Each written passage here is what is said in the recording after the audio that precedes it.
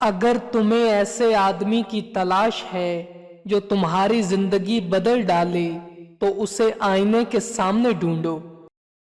ضمیر کی عدالت دنیا کی سب سے بڑی عدالت ہے۔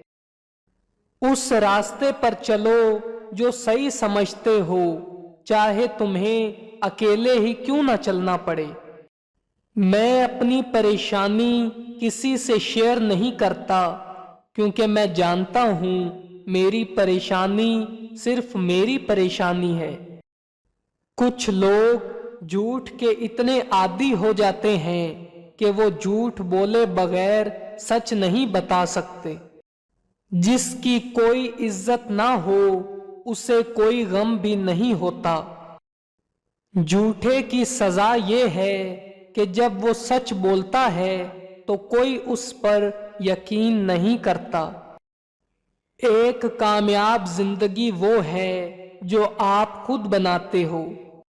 اگر تم ہر ناانصافی پر غصے سے کانپتے ہو تو تم میرے ساتھی ہو۔ زوال سب سے پہلے انسان کا غرور توڑتا ہے۔ جب کوئی شخص خود اپنی تعریف کرے تو اس کا وقار ختم ہو جاتا ہے۔ وسائل پر قابض لوگ غریب کو بتاتے ہیں کہ بھوک خدا کی آزمائش ہے۔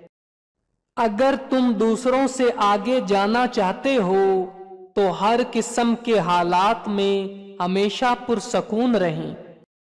غصے کی بجائے مسکرانے والا ہمیشہ مضبوط سمجھا جاتا ہے۔ اگر کوئی آپ کو دھوکہ دے تو وہ دوسری بار بھی دے گا۔ آپ کو ایسے لوگوں سے دور رہنا چاہیے۔ اگر آپ اداس ہیں تو چھوٹے بچوں کے پاس جا کر بیٹھیں، ان کی شرارتیں دیکھیں۔ ایسا کرنے سے یقیناً آپ کو اپنا بچپن یاد آ جائے گا اور آپ کے چہرے پر مسکراہٹ آ جائے گی۔ روزی کمانے میں اتنے مصروف نہ ہوں کہ زندگی بنانا بھول جائیں۔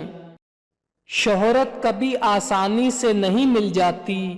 قابل تعریف ہونے کے لیے آپ کو تکلیف سے واقف ہونا پڑتا ہے۔